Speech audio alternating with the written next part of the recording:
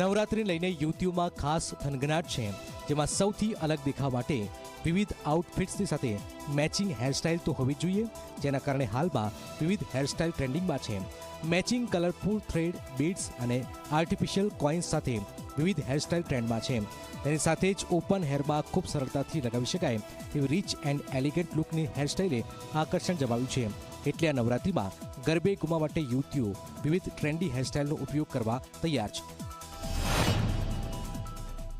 બહુ જ જોરદાર ચાલી રહી છે અમારી નવરાત્રિની તૈયારીઓ, અને મેં આજે લુક એટલે ક્રિએટ કર્યો છે કે આવો લુક હું મારા બીજા 10 ડેઝમાંથી કોઈ એક દિવસમાં હું લઈ શકું. ને મારે ઈચ્છા છે કે અમારે આઠમના દિવસે મારે આ લુક લેવો છે, તો એના માટે હું પહેલેથી રેડી થઈ રહી છું કે હા, મને સ્પેસિફિકલી આ જ મને લુક મને મારા આઠમના દિવસે મળે.